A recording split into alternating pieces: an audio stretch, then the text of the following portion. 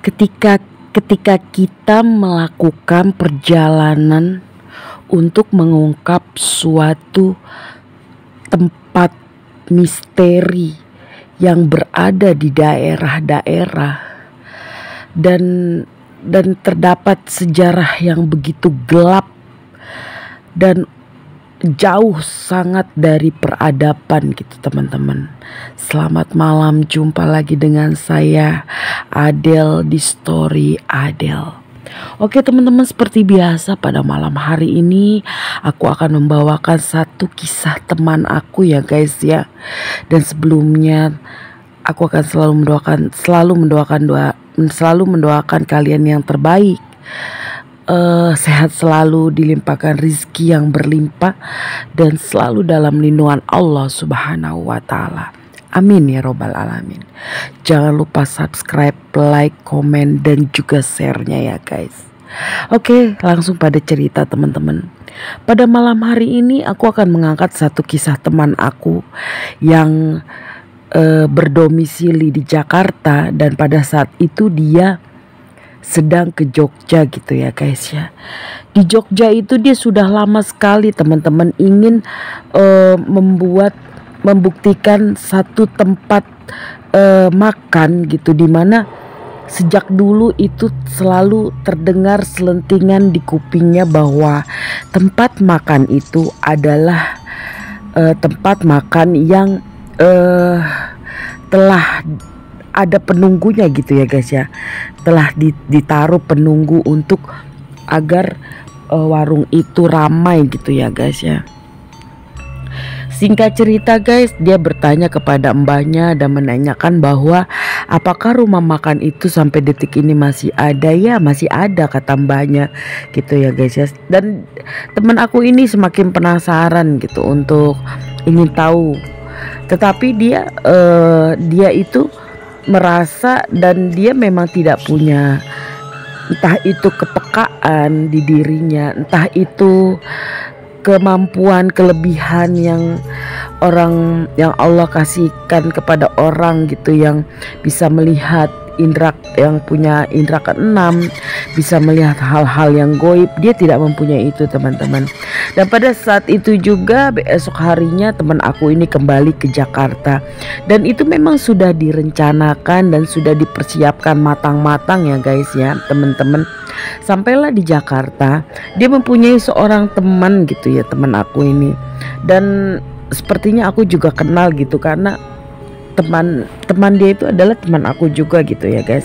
Aku tidak perlu menyebutkan namanya.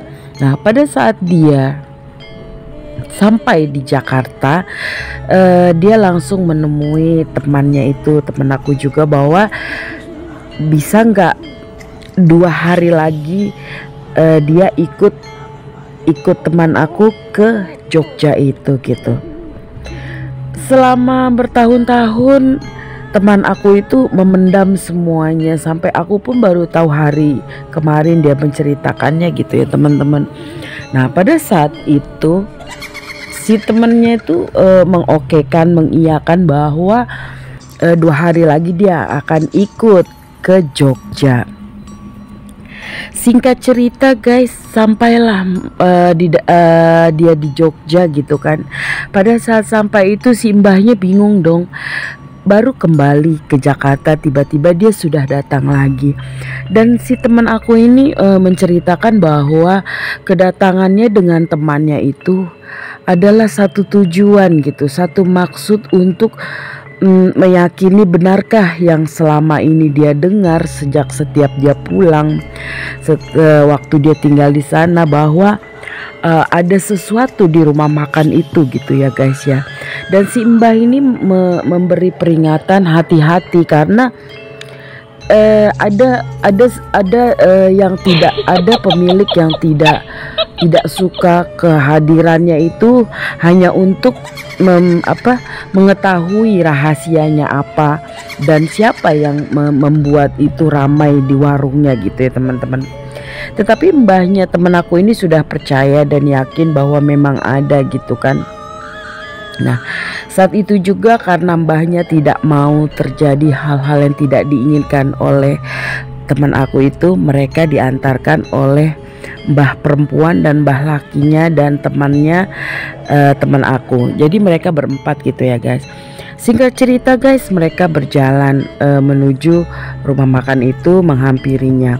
Pada saat mau masuk itu dari luar tuh sudah penuh sekali gitu ya guys, sudah penuh sekali tuh sampai mereka tidak kebagian tempat di depan. Akhirnya ada kesempatan mereka masuk ke dalam gitu ya teman-teman, dan itu ya masih agak jauh juga dari tempat orang itu memasak sotonya ya guys ya. Nah setelah mereka masuk, si teman aku ini minta izin untuk melihat cara meracik sotonya gitu ya teman-teman. Spontan tidak boleh dong guys ya, namanya dapurnya gitu ya, mungkin ada hal-hal yang privasi gitu kan, ada bumbu rahasia yang takut diketahuinya, mungkin seperti itu ya guys kalau menurut aku positifnya. Tetapi tidak kehilangan akal gitu. Teman aku ini melihat meja kosong dan bangku itu, dan dia menyarankan temennya dan mbahnya itu untuk kita pindah bangku gitu, kata teman aku ya guys ya. Setelah mereka pindah bangku teman-teman, di situ mereka udah risih, terutama temennya teman aku nih, temennya teman aku ya gitu. Dia udah risih karena ada aura yang sangat kuat. Dia mencari entah datangnya dari mana gitu ya teman-teman ya. Nah pada saat itu juga mereka di situ hanya memesan apa yang dipesan dan diantarkan gitu. Persyaratannya di sana tidak bisa mengambil sendiri ke tempat peracikan bumbu sotonya, dan hanya menunggu diantar makanan itu teman-teman ya. Singkat cerita guys, pada saat mereka memesan gitu ya, dan si temennya temen aku ini yang mempunyai kelebihan indera gitu ya, indera penglihatannya, tiba-tiba dia makanan itu sudah datang dan mereka mencari gitu ya guys, mencari terus, menengok dan tidak bertemu gitu, tidak melihat sesuatu. Hanya ada aura yang sangat besar menurut temennya teman aku. Ada aura yang besar, entah di mana dia belum menampakkan gitu ya teman-teman. Nah singkat cerita guys, akhirnya dia lambat laun melihat di samping pas panci itu tampak gitu guys ya, nampak dia berdiri, rambutnya panjang, mukanya tertutup rambut, kukunya panjang-panjang gitu ya guys ya. Yes, ya kuntilanak gitu menurut temennya teman aku tuh kuntilanak. Nah pada saat dia melihat itu guys, merinding. Pada saat dia melihat itu, dia melihat air liurnya itu dia teteskan ke dalam panci kuah soto. Teman-teman bayangin, ngelihat itu soto belum dimakan teman-teman. Mereka pesen, memang temennya temen aku bilang tunggu dulu gitu, dia sedang mencari. Nah memang temen aku ini tidak, temennya temen aku tuh tidak menyangka itu memang air liur gitu, air liur menetes, ditetes-teteskan ke dalam kuah soto itu. Dan sontak si temennya temen aku itu bilang, kamu mau lihat, kamu baca ayat kursi, nanti saya yang kasih lihat. Membuka, temennya itu membuka guys, membuka mata batinnya temen aku saking penasarannya. Dan si mbah ini sudah melihat gitu teman-teman. Ternyata si mbah pun sebenarnya bisa melihat, cuman namanya orang tua dulu gitu ya guys ya, hanya diam gitu kan. Tiba-tiba penampakan itu mereka melihat bener-bener. Dan temen aku saking kagetnya guys, dibuka mata batinnya itu, dilihat matanya gitu, dia melihat jelas dan sampai dia terperangah guys. Ternyata ini dia melihat ini tuh pernah di dalam mimpi teman-teman. Kenapa dia sampai ke Jogja dan dia terus mengejar itu, mengejar keingintahuannya itu, karena dia pernah sampai dibayangi dalam mimpi dan posisinya kejadiannya seperti yang sedang dia alami itu gitu teman-teman. Luar biasa kan, sesuatu yang pernah ada di dalam mimpinya terjadi gitu guys. Akhirnya dia meminta untuk ditutup mata batinnya dan mereka tidak memakan makanannya teman-teman.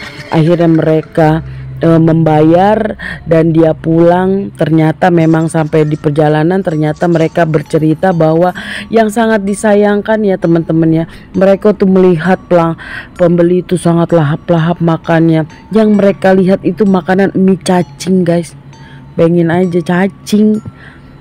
Udah gitu apa namanya, si temennya itu bilang kita perginya jalannya jangan maju, keluarnya itu mundur teman-teman, mundur pelan-pelan.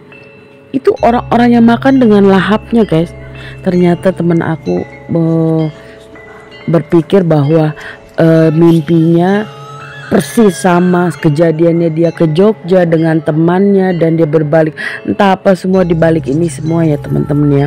Jadi itulah rumah makan itu, soto itu ternyata memang mempunyai penunggu, membuat warung-warungnya laris, itu makanannya laris gitu ya guys, sampai penuh-penuh orang. Tetapi kata temen aku pada saat makanannya dibawa pulang itu tidak enak sekali gitu ya guys ya. Jadi itulah kalau kita temen aku, kalau kita merasa ada sesuatu yang yang sangat mengganjal gitu, baik itu hal-hal goib ataupun yang tidak gitu, lebih baik kita cari tahu ya guys, karena kalau cuma ngomong-ngomong nanti takutnya kita salah, timbulnya jadi fitnah gitu ya guys. Nah penasaran itu sudah terobati dan akhirnya singkat cerita mereka pamit dari Jogja dan mbah aku bilang mbahku pesen katanya yang pemiliknya itu waktu mereka melihat itu dia seperti kesal dan marah, dan si cucunya ini, temennya aku ini dibekali dengan doa-doa atau apa gitu ya, agar dia dijaga sama Allah Subhanahu wa taala setelah di rumah nanti gitu ya guys ya. Akhirnya mereka pulang guys.